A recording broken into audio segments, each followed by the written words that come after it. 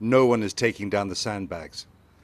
The war spread to Aleppo in 2012, in a divided, destroyed city after thousands of deaths, with hundreds of thousands of lost homes. No wonder they're still skeptical a few hours into a ceasefire. This is the west side of Aleppo, controlled by the government. Many more have died on the east side, but the pain of death crosses the battle lines. Not much else unites a country that the war has left in fragments. A soldier showed me a shell improvised by rebels. He said they pack empty cooking gas bottles with explosives, weld on a tail, and fire them from homemade mortars. C4. See, this is C4.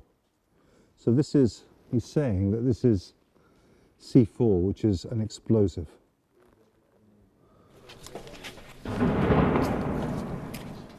You hear a lot of that? Many.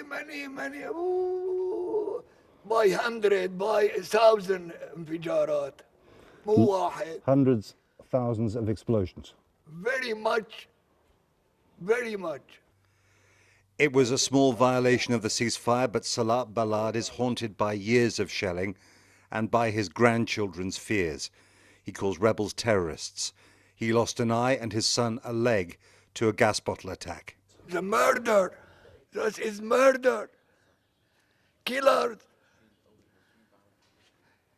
They killed the children and the women.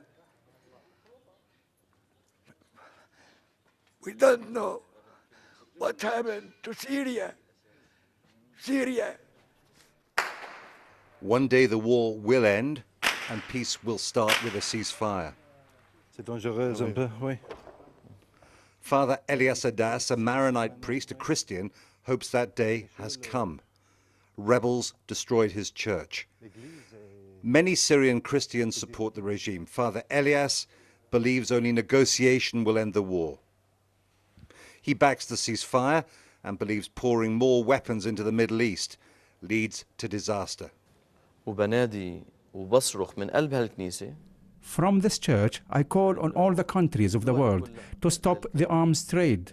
The money spent on weapons could feed many people and build a civilization of peace. On the east side of Aleppo, which is controlled by rebels, the cemeteries are overflowing.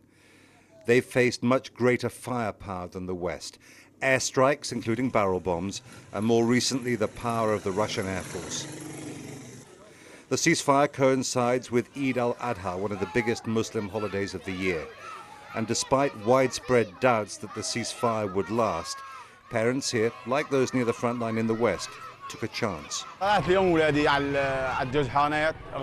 took my kids to the swings today. It was a risk because I don't believe in the ceasefire at all.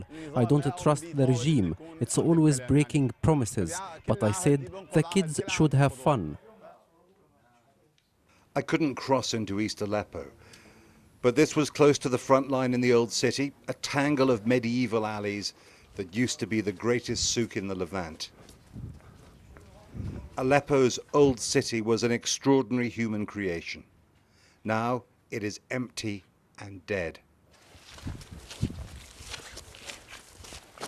The destruction here is tragic, but it doesn't match the loss of perhaps 400,000 human lives. Now, let's assume the ceasefire lasts. First of all for a week and then perhaps for a bit longer. The question is what can be built upon it. Could there be a political process that inches this country away from war and a tiny bit towards peace? Or will it be, like other attempts at ceasefires, just a time when fighting men can rest, rearm, regroup, and get ready for the next round? Jeremy Bone, BBC News, Aleppo.